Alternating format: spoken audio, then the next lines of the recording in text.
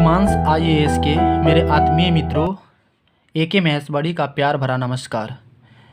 दोस्तों और साथियों, मैं आपको बता दूं कि मैं इंटरनेशनल ऑर्गेनाइजेशन का सीरीज़ चला रहा हूं और जो मैं आज आपके सामने में सीरीज लेकर आया हूं वह ILO है, मीन्स इंटरनेशनल लेबर ऑर्गेनाइजेशन है।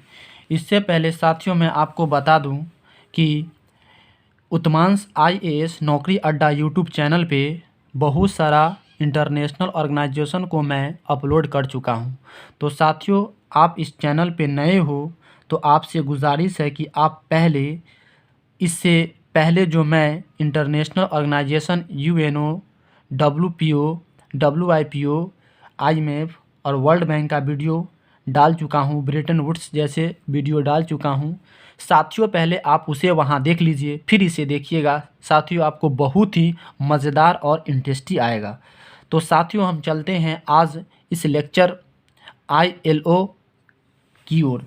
साथियों मैं आपको बता दूं कि यह जो ILO है, इंटरनेशनल लेबर ऑर्गेनाइजेशन, ये जो है अंतर्राष्ट्रीय श्रम संगठन है। साथियों इसका जो पूरे संसार में वर्क है, जो मज़दूरों को न्याय दिलाने वाली एक संस्था है। पूरे संसार में मज़दूरों के साथ जो भी अन्याय होता है उसको वाजिब वेजेस नहीं दिया जाता है, सैलरी नहीं दिया जाता है, एक्स्ट्रा उससे काम लिया जाता है। तो उस अन्याय को दूर करने के लिए संसार के मज़दूरों को इस इंटरनेशनल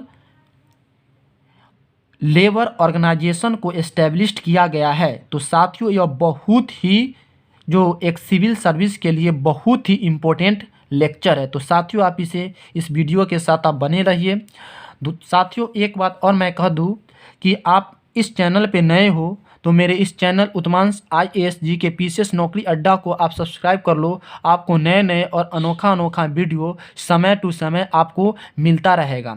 तो साथियों इस वीडियो के साथ अंत तक बने रहिए, लास्ट तक आपके मनो मस्तिष्क और जहन में यह वीडियो छा जाएंगी। तो साथियों हम चलते हैं कि ILO के कुछ फंक्शन के बारे में, यह कैसे कार्य करती है इसके बारे में। साथियों इस तरह से कुछ आपको जो ILO है आपका कुछ इस तरह से लोगो दिखाई देगा, मीन्स इमेज दिखाई देगा। यदि साथियों आप सिविल सर्विस की तैयारी कर रहे हैं तो अभी के टाइम में जो भी मेंस का क्वेश्चन लिखा जाता है उसमें ड्राइंग बहुत ही मस्टली रोल प्ले करता है। दोस्तों मैं आपको बता दूं, लिखने का काम तो हर स्टूडेंट करते हैं, हर अभ्यर्थीगण करते हैं, लेकिन वहाँ पर गवर्नमेंट उसको लेना चाहेगा या चाहेंगी जो अपने लिखावट के साथ साथ अपने लिखावट में ड्राइंग भी बहुत अच्छा से किए हैं। क्योंकि वहाँ पर वह बंदा ने एक्स्ट्रा दिमाग लगाया है तो पहले उसको सिलेक्शन लेगा, आपको क्यों लेगा। तो इसीलिए किसी भी एग्ज़ाम में ड्राइंग भी अभी के टाइम में, रिसेंटली के टाइम में ड्राइंग भी बहुत ही इम्पोर्टेंट है। तो साथियों आपसे गुजारिश है कि आप थोड़ा ड्राइंग का भी प्रयास कीजिए। हाँ, आप यदि चाहिएगा कि ड्राइंग का कुछ वीडियो डाला जाए तो मैं डाल दूंगा, यदि आप कमेंट करते हैं तब। तो साथियों इस तरह से कुछ लोगो आपको दिखाई देगा, इस तरह से यहाँ पर जो है इस तरह से कुछ आपको जो चित्र दिखाई देगा, 6 यहाँ पे और 6 यहाँ पे और 6 यहाँ पे और इसके बीच में ILO इस तरह से लिखा जाता है। यदि आप इसे अपने एग्ज़ाम में प्रदर्शित करते हैं तो एग्ज़ामिनर आपके जो क्वेश्चन होंगे उसमें अवश्य ही नंबर को इंक्रीज़ करेंगे।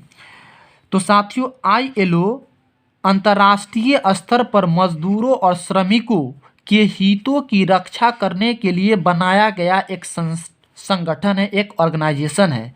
मजदूरों को न्याय दिलाने वाली भी इसको संस्था बोलते हैं। साथियों आपसे पूछेगा कि संसार के स्तर पे या जगत के स्तर पे या वैश्विक स्तर पे मजदूरों को न्याय दिलाने वाला संगठन कौन है, तो ILO अंतर्राष्ट्रीय श्रम संगठन है। साथियों आप इसे देखिए, इसकी जो स्थापना हुआ था 1919 में हुआ था, अक्टूबर का टाइम था, पेरिस शांति सम्मेलन के तहत हुआ था। जिस समय जो LNO आया था।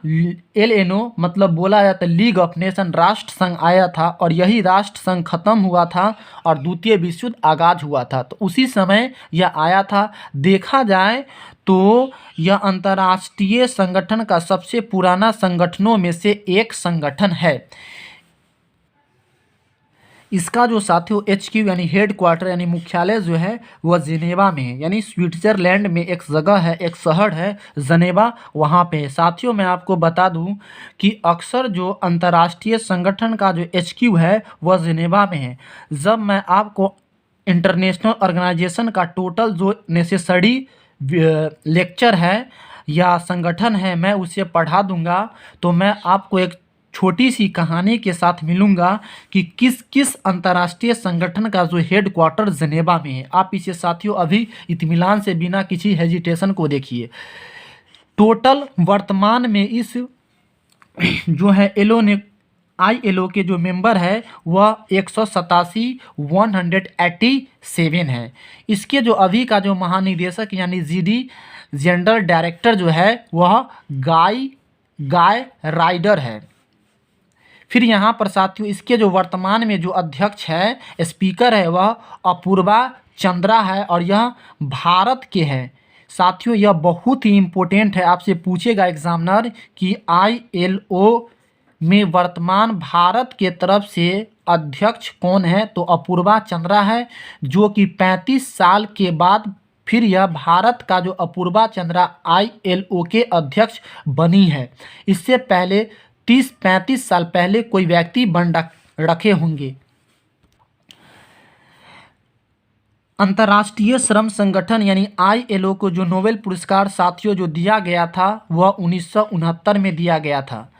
यह जो अंतर्राष्ट्रीय श्रम संगठन यानी ILO है, UNO का जो सदस्य बना था, मेंबरशिप बना था, वह 1946 में बना था। तो साथियों ये सब आप जो फैक्ट है इसे आप इत्मीनान से और शालीनता पूर्वक देखिए और हो सके तो आप अपने कॉपी में पेन से ज़रूर ही लिखने का प्रयास और समर्थता हासिल कीजिए। एक कुछ साथियों देखिए कि जैसे कि भारत जो ILO का जो मेंबरशिप लिया था वह 1922 में ही ले रखा था। भारत में ILO का जो पहला कार्यालय यानी ऑफिस बनाया गया था वह 1928 में बनाया गया था। फंक्शन ऑफ ILO मतलब कि ILO के क्या कार्यक्रम है साथियों, आप इसे इत्मीनान से देखिए।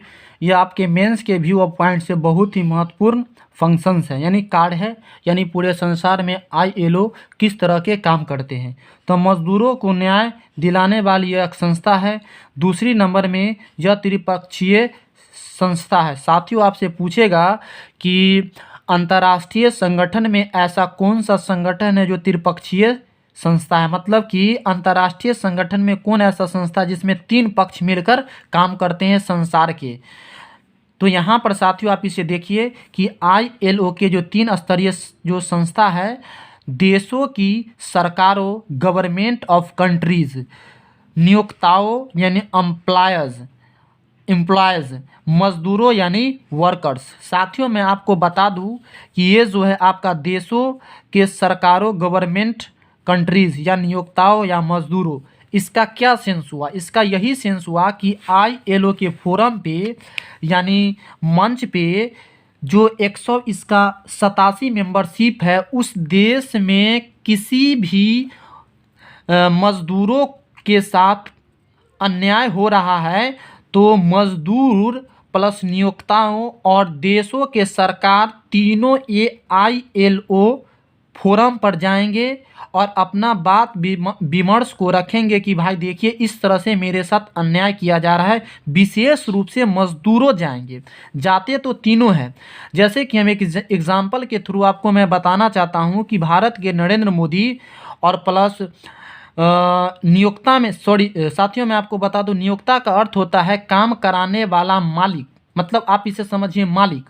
तो मालिक अगर बोले तो भारत के मुकेश अंबानी या भारत के बहुत सारा जो भी बिजनेसमैन है उसके यहाँ जो भी मजदूर काम करते हैं उसके साथ जो भी अन्याय होगा वह मजदूर जिस मजदूर के साथ अन्याय करेगा उस कंपनी के जो भी मालिक है, तो मजदूर क्या करेंगे कि इस देश के सरकार को बोलेंगे, और यह देश के सरकार फिर इस नियोक्ताओं को बोलेंगे, मतलब कि कंपनी वाले मालिक को बोलेंगे। अगर नहीं मानेंगे तो फिर क्या, ILO के जो अधिकारी होते हैं, जो 187 देश होते हैं, उस देश में अपना कार्यालय बना के रखते हैं। तो यह नज़र इस तीनों पर बनाए रखते हैं कि क्या उस देश में सरकार और नियोक्ताओं क्या मजदूर को सही वेजेस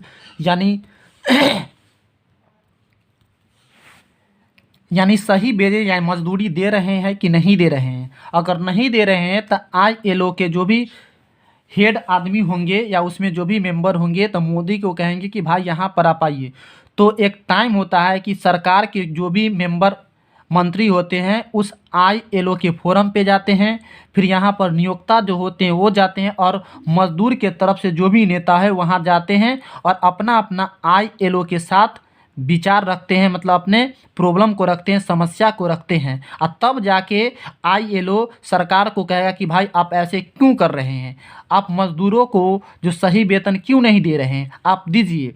तो फिर यहाँ पे जो मुकेश अंबानी है या धीरू भाई अंबानी है, चाहे जो भी रतन टाटा है, फिर ILO प्रेशर करा इस सरकार पे और सरकार फिर प्रेशर करेगा इस पे, तब जाके क्या होगा कि ये और इसका जो बात निकल के यहाँ पर आएगा। फिर ILO इस मजदूर के नेताओं के माध्यम से मजदूरों के उसका जो वाजिब हक है वह दिला पाएंगे। तो इस तरह से यह त्रिपक्षीय संस्था हुआ। तो आई होप साथियों आपको समझ में आया होगा कि यह त्रिपक्षीय संस्था देशों के सरकारों, नियोक्ताओं और मजदूरों में क्या फ़र्क है, और इसका जो ILO में क्या इम्पोर्टेंट रोल है। और पूरी जो ILO यही देशों की सरकारों जो 127 है, नियोक्ताओं और मजदूरों पर ही राउंडिंग करते हैं। एंड इसका साथियों तीसरा जो फंक्शन है, यह विकासशील देशों की तकनीकों के माध्यम से मदद करना है, टेक्नोलॉजी डेवलपमेंट करना। विशेष रूप से जो डेवलपमेंट कंट्री है, विकासशील देश है, उसको ही करता है। यह सामाजिक और मजदूरों से संबंधित समस्याओं को सुलझाने का काम भी ILO करता है। मानव अधिकारों की रक्षा करना भी ILO के बहुत महत्वपूर्ण वर्क है। प्रोटेक्ट ह्यूमन राइट भी है।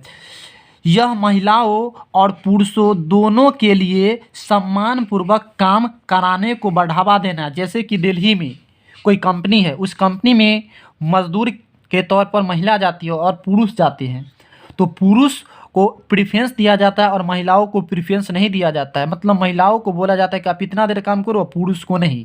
हाँ, अगर दोनों समान रूप से काम करते हैं, इक्वल टाइम देते हैं, तो फिर पुरुष को ज़्यादा सैलरी दिया जाता है और महिलाओं को कम। ऐसा क्यों? तो इन सभी जैसे मुद्दों को ILO मद्देनज़र रखती है और अपना निर्णय सुनाती है सरकारों को, और तब जाके सरकार उस श्रमिक को वाजिब हक दिलाने में अपना योगदान प्रदान करता है। एंड 7th नंबर जो ILO को जो काम है, सभी मजदूरों और श्रमिकों को सामाजिक सुरक्षा देना। यहाँ पर साथियों जो इंडिया वर्सेस ILO, मतलब कि इंडिया एंड ILO के बीच क्या संबंध है। भारत इसका संस्थापक सदस्य है, जो 1922 में इसका सदस्य यानी मेंबरशिप ले रखे हैं। भारत में ILO का पहला कार्यालय 1928 में स्थापित किया गया था। साथियों नोट फिर एक बार आप देख लीजिए, विश्व के मजदूरों को तथा श्रमिकों को सुरक्षा प्रदान करना जो ILO का महत्वपूर्ण और सबसे नेसेसिटी वर्क है। तो साथियों इस प्रकार से ILO का वीडियो समाप्त होता है। साथियों फिर मैं एक आपसे नए वीडियो के साथ, एक नए अंतर्राष्ट्रीय ऑर्गेनाइजेशन के साथ मिलता हूं। जैसा कि साथियों मैं आपको बता दूं कि उत्तमांश IAS कोचिंग भी चलता है। आप इस नंबर पे आप कांटेक्ट करके संपर्क कर सकते हैं और अपना नामांकन भी ले सकते हैं और कर सकते हैं। और आपके दिमाग में, मनोमस्तिष्क में कोई भी क्वेरी हो ILO या अन्य कोई पॉइंट के माध्यम से, तो आप मुझे कमेंट करके कमेंट बॉक्स में अपना सजेशन शेयर कर सकते हैं। तो साथियों तब तक के लिए धन्यवाद, नमस्कार और जय हिंद।